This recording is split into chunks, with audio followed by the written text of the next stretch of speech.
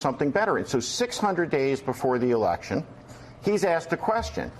And so we decry rightly the illiberalism of Donald Trump, his attacks on the press, his attacks on the rule of law. But what about the illiberalism of people who claim to oppose Trump, who shout down people from the public square? It seems that for some, the progressive utopia that is on the horizon is one that will not come about by persuasion, but by imposition, because you better dare not speak out of line, out of turn, no deviation, or you are shouted down. And by the way, the people who are doing the shouting almost universally are the same people who said, all right, pause. I want to go back. He's some asshole. He's just some asshole. Who the fuck are you to show up and say, I'm just asking the question of should I run for president? I don't care. I don't have to answer that. No. But it's also sort of the idea that this guy's been shouted off the national stage.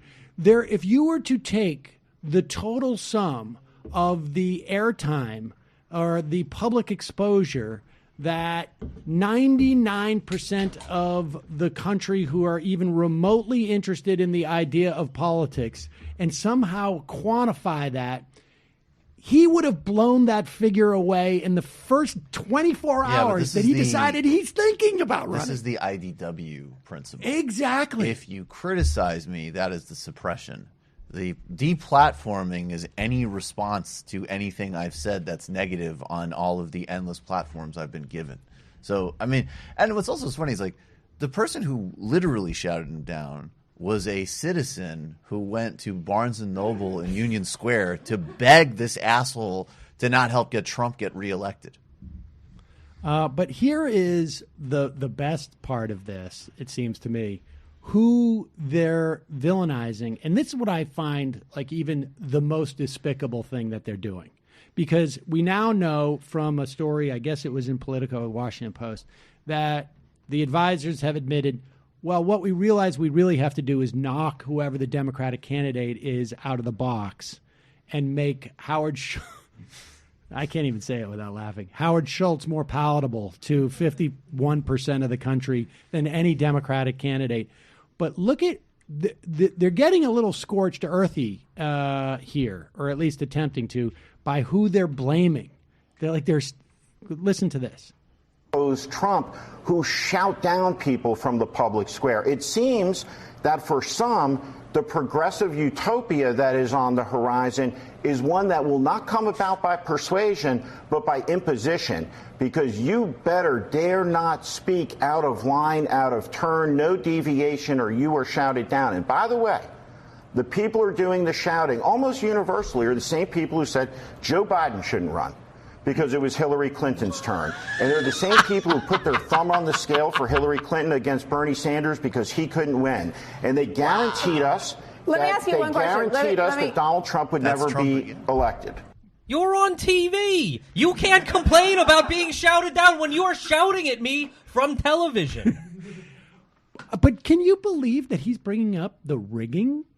That Bernie was rigged, He's and trying that tap Clinton into people generalized bullshit pseudo-populism, so it makes it actually even more like Trump. So right now we have, I'm a billionaire who knows nothing, and you should vote for me because I'm rich and we live in it's capitalism, so I'll just do stuff good. Yeah. And then the rest of it is and then there's this generalized thing that you should never concentrate on anything to do with the economic elites, obviously, or the actual system that's screwing you.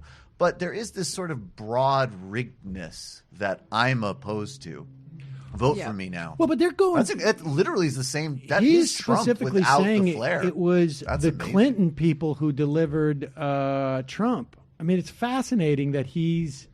Those are the people that he's isolating. It's like when in anti-corruption fact, politics, they're the though. most. It can float everywhere if you don't hook it to an analysis. But it's almost like either Steve Schmidt is purposely tanking it, or they're that deluded where they think like the Sanders folk are going to be the ones who turn, or they don't who gather around because.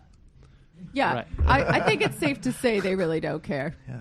This is impressive because they could be making both Burton and Schmidt could have made like fuck you money with this. Oh. Mm-hmm. right? Like so we're jealous. signing a pay or play contract. You can fire us in a month, but you got to pay us for the next 12 months, and it's $1 million each or something. And for him, I mean, I'd buy that. I'm just picturing meetings where Burton and Schmidt are like looking at their iPhones, like coordinating like babysitting plans or something, and occasionally looking up to be like, "Bring America back." Yup, that's exactly it. It's a moment of disruption. Innovation. I can't remember it's Burton's the line courage was. of You need to our risk the imagination of a new kind of possibility. That's actually how they open the Chapo book. It really is a win-win for these schools, right? Because if Trump wins again, they're not going to be the ones who suffer. They're actually going to be better off financially under Trump than under a left-wing president like Bernie. And if he doesn't win, they'll still pocket all the money. So good for them.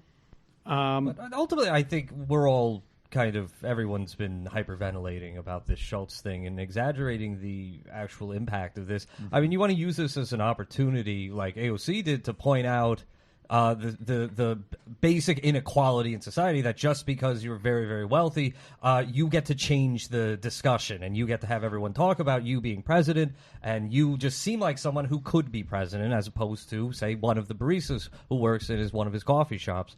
But the election is 21 months away. The filing deadlines are like 16 months away. There could be 5 other adventurous billionaires running for office. I'm sure a lot of them are thinking about it.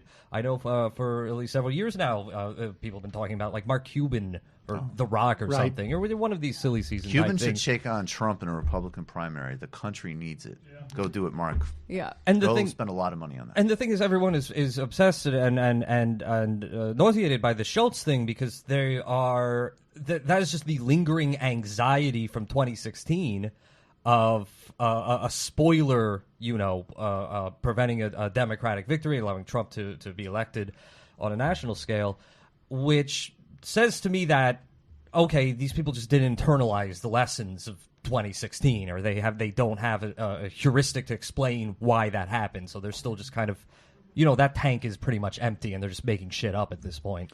I do think that there is value to someone like maybe a Warren and certainly a Sanders in making the idea of a third-party billionaire candidate super, super toxic right now, right? Because now it is making it generically toxic, as opposed to the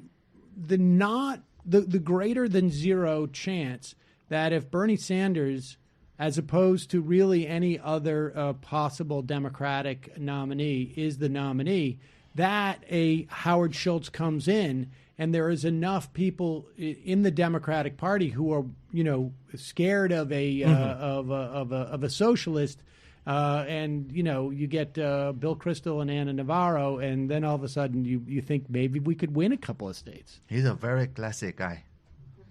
I mean, again, this is all so far away, so this is all playing fantasy football. But I would rather. I don't really care that much about Schultz's presidential ambitions. I would rather he, as a person with his position in society, just not exist. Right. Being a bill should be abolished. Being the Starbucks CEO should freaking be abolished. Having the name Howard should probably. If that's where the discussion goes, then I would say that's a productive discussion. If this leads to millions of people questioning who is this asshole and why does he want to be our king now? Right. And frankly, if he decides to run, and I think I agree. I mean, the only chance he will actually do it is if Sanders or Warren or potentially Sherrod Brown is the nominee. And if he decides to run, I think he'll spend an unbelievable amount of money. And I think, look, I don't want to put another variable in the race. I want Trump out of there, but I think he'll get. I think you could do a very fun graph where you compare the amount of spending he spends to the amount Jill Stein spent, and then their national vote basically coming to about the same total. He's going to have no resonance with the broader public. This grid of far-right economics and sort of not even liberalism, just like basic social tolerance, is only popular in the Morning Joe green room. So, and if he does run, and in that scenario, it will solidify the lesson Virgil's talking about, which is like these people are a menace. The other thing and is fundamentally narcissistic. The other thing is, he only plays in green rooms and op-ed pages, and I've seen just so much blather in the past few days of people saying, well, thank you, Howard Schultz, for injecting ideas into this discussion, because we've had all this crazy pie in the sky shit about a Green New Deal and Medicare for all, and thanks for giving us serious stuff. And it's like, what's a single policy or idea you've heard from Howard Schultz? Wait, who said that? He's going to disrupt the possibility of imagination. Yeah, it's all. I see it. I swear, I seen it with my own two eyes. Are you somebody's saying that? Okay, so this just fits in some idiot Some on dunces, Twitter. some dunces saying that. Okay, yeah. There's Well- we're all going to get him. We're all going to harass the hell out of him. Oh, wait a second. We I are think- going to make him afraid. I think we found the dunce. Here is this is a clip Looking at from. me or behind me? No, well, it's right here too. Oh, good. It's you can look over here as The well. dunce can be from The either direction. who is Mike Slater? Do we know who this I think guy he's a is? Fox radio host. Okay, and he's on the he's a Fox Radio from the of course the Mike Slater show. I would call him And TMSS. He is TMSS. he is on what is this the outnumbered? Outnumbered. Yeah, this is the well. Let's see what they're saying on Fox. Sci-fi writer Robert Heinlein said the natural state of man is poverty. And it's only for the makers, not the moochers, the makers like Mr. Howard Schultz, that we have jobs, that we have industries, that we have growth, that we have prosperity. And when you start attacking those people, then you're going to fall back into a state of poverty, as Kat was talking about, as we see in Venezuela. Pause it. I love the fact. Was he saying Venezuela? I love the fact that you have to cite a sci-fi writer. for And that's the other thing about Schultz's utter lack of appeal is because, he can pay for these expensive consultants who are going to tell him to run a campaign like the losing campaigns that they've run in the past. It says, you just want to say some bullshit about, rolling up your sleeves, that kind of crap.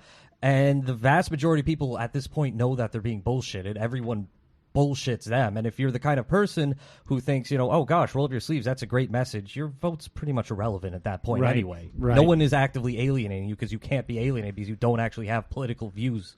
So, all right. So, give me your. Do you think? I think this whole Venezuela. I'm not suggesting that most Americans are like excited about defending the Bolivarian revolution, but I think that you always talk about how Chicago politics. What does that mean? I get that people generally probably think that's a bad situation in Venezuela, but I think that the average person and voter is very able to distinguish between a country in Latin America that they know they don't understand versus Bernie Sanders, AOC are on television saying that rich people shouldn't be able to just bequeath their kids castles when we don't have health care. I don't think that the vast majority of the American population knows where Venezuela is, frankly. But I think if they're setting the table that if there's – this is what the right does, I think, very well. They plant a lot of flowers – and they see what's going to bloom. And if we start having images on our TV of riots in Venezuela, it doesn't even really matter what they are. Right. The idea that they have built this sort of association with AOC and Bernie with Venezuela is going to pay some dividends for them, even if people have no idea what any of it means. I think. Can we go back to that ridiculous tweet for a second where he says the natural state of man is poverty and the only reason anyone has any money is because billionaires gave it to them? How ahistorical is that? Well, it's like everything oracle. There's no the idea that if it were not for billionaires we would not have food is just absurd.